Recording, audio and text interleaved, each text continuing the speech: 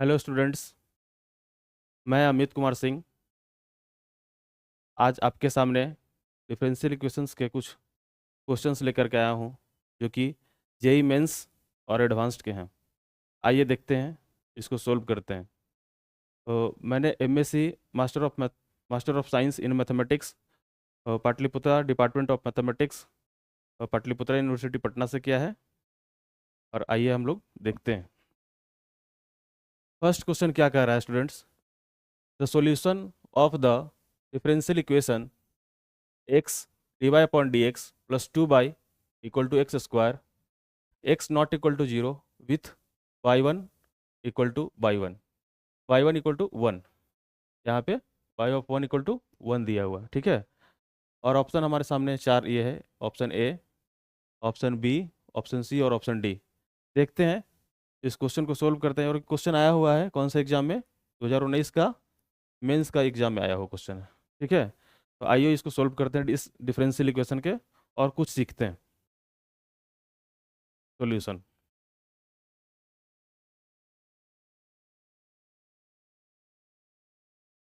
हमारा क्या क्वेश्चन दिया हुआ है दोस्त?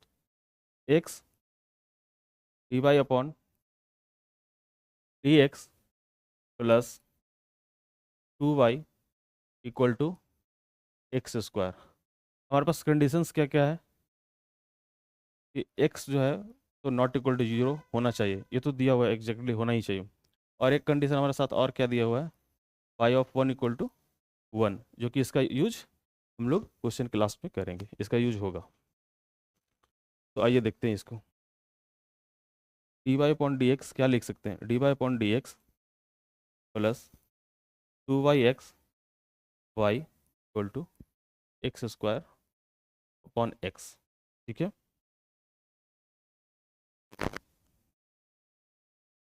ये हमने क्या लिखा है, एक बार चेक कर लेता हूँ मैं। एक d y upon d x plus two by x,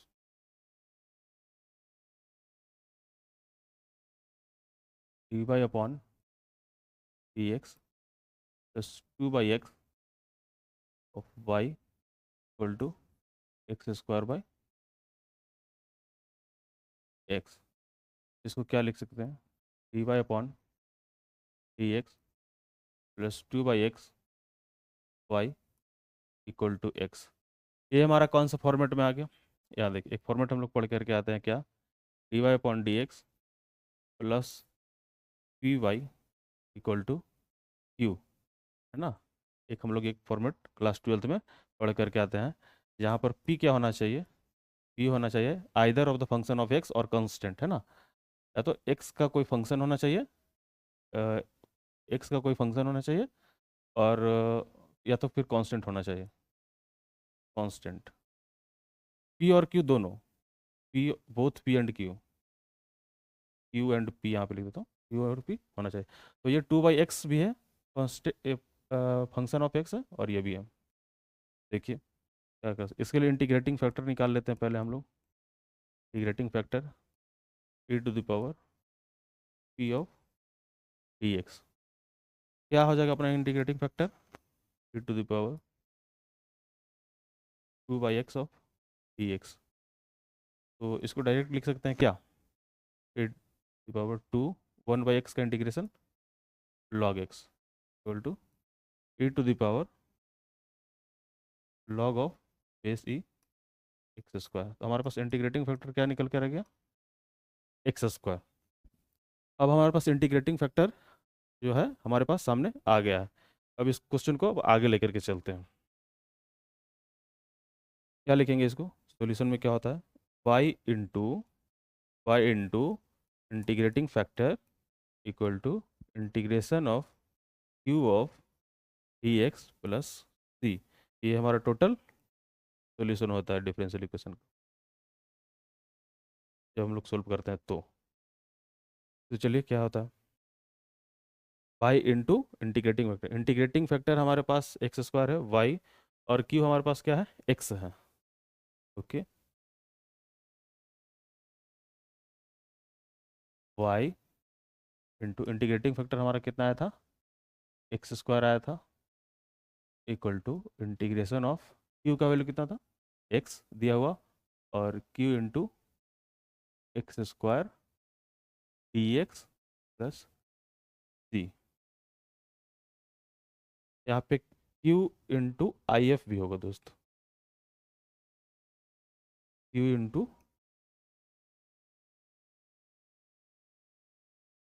q into I F indicate तब डी एक्स हो, छूट गया था यहाँ। चलिए फिक्स कर देते हैं।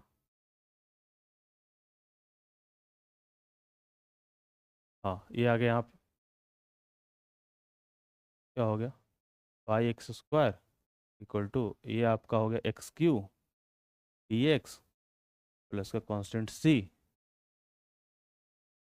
Y X square X four Y, क्या हो जाएगा इसका integration, four plus constant C. तो क्या लिख सकते हैं, Y equal to X four by four x square, इस एक्स स्क्वायर से डिवाइड कर दिया, plus C one X square. There four Y equal to जो हमारा अपना आ गया, क्या आ गया, एक्स स्क्वायर से एक्स स्क्वायर कैंसिल हो जाएगा, ये आपका X square Y four plus C upon X square. आप याद कीजिए कि क्वेश्चन को स्टार्टिंग में दिया हुआ था एक condition, pi of one equal to one, उसी कंडीशन का यूज हम लोग यहाँ पे करेंगे।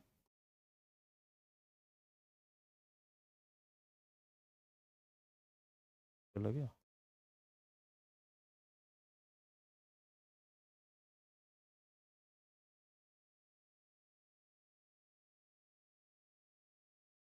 पाई of one equal to one ये हुआ था एक कंडीशन, क्या था हमारे पास दिया हुआ स्टूडेंट्स स्टार्टिंग में ही कि by of one equal to one दिया हुआ था, तो इसी कंडीशन का हम लोग क्या करेंगे यहाँ पे यूज करेंगे, ठीक है। तो क्या हो जाएगा, वन दिया हुआ, वन एक्स की जगह पे वन है, वन वन का स्क्वायर वन हो जाएगा, one upon four plus C upon one, तो यहाँ से सी का वैल्यू कितना हो जाएगा, there four C equal to one minus one by four, that means ये आपका हो गया थ्री बाई फोर। तो हमारे पास सी का भी आ गया कि सी का वैल्यू क्या आएगा, और वाई तो हमने निकाल ही रखा है यहाँ पे कि वाई क्या आएगा, ये अपना वाई है और सी तो है ही। तो आइए देखते हैं, इसको मैं रेज करता हूँ यहाँ पे लिखने के लिए।